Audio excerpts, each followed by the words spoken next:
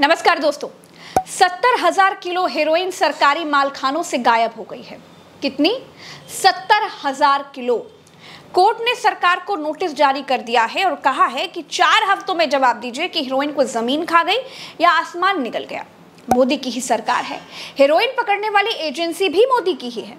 जिन मालखानों में हेरोइन रखी गई थी वो भी मोदी की ही है। कहाँ गई हेरोइन? किस सेठ के पास गई और कब गई?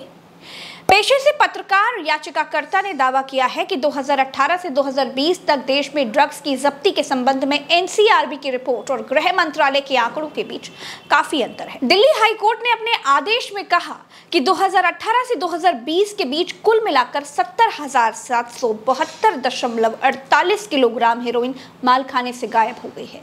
इसकी कीमत 5 लाख करोड़ बताई जा रही है। कितनी? 5 लाख करोड़ से ज्यादा। अब गृह मंत्रालय ने सोचा ही नहीं था कि इसके बारे में कोई पूछ सकता है क्या। नोटिस जारी करते हुए कोर्ट ने केंद्र सरकार से कहा है कि 4 हफ्ते के भीतर जवाब दाखिल किया जाए।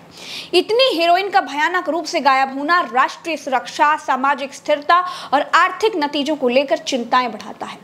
याचिका में कहा गया है कि विसंगति की भयावहता इतनी बड़ी है कि अगर इसे तुरंत हल नहीं किया गया तो इससे समाज में अराजकता फैल सकती है।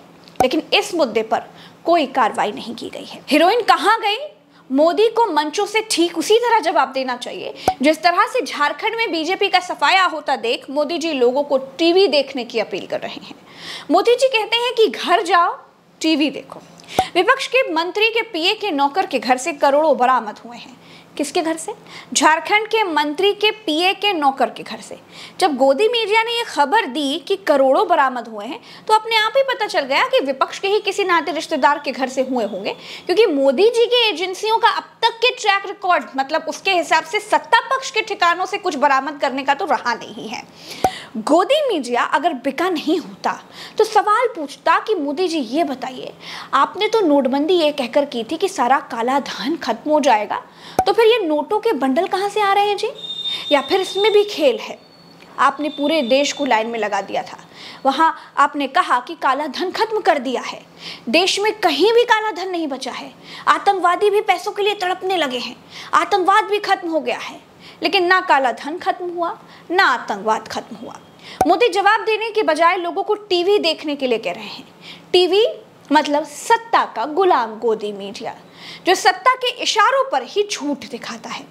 दोस्तों, गोदी मीडिया की एक बड़ी खबर ये निकल कर के आ रही है कि सत्ता के सबसे बड़े गुलाम गोदी मीडिया ने हवा की रुख को भांप लिया है और अपने चैनल में मोदी और शाह की रैलियां बैन कर दी हैं। कहते तो यहां तक के हैं कि अपने सीईओ को भी निकाल कर बाहर कर दिया है।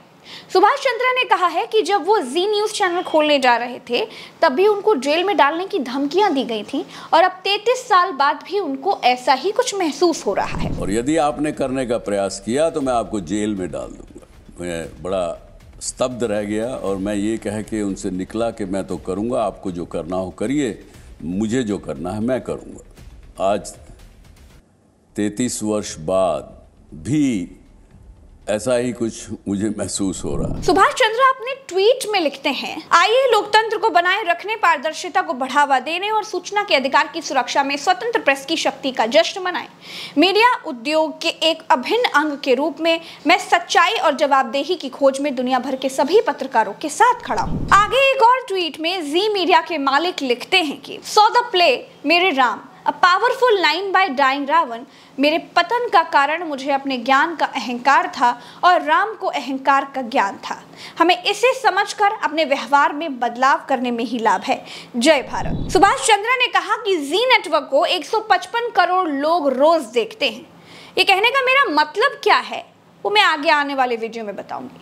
ये सुभाष चंद्रा की मोदी को धमकी के तौर पर देखी जा रही है। अब तक मोदी का गुणगान करने वाले सुभाष चंद्रा को जब मोदी की सत्ता जाती हुई दिखाई दे रही है तब प्रेस की स्वतंत्रता याद आई है। हो सकता है सुप्रीम लीडर पैकेज ठीक कर दें तो सुभाष चंद्रा की प्रेस की स्वतंत्रता को फिर से चूल्हे भाड़ में झोंक दिया जाएगा। लेकिन दोस्तों याद रखिए, इसी टीवी, इसी गोदी मीडिया के जरिए जी न्यूज ने बीजेपी को फायदा पहुंचाने के लिए न जाने कितने झूठ फैलाए हैं। कुछ में तो मुकदमे तक दर्ज हुए हैं।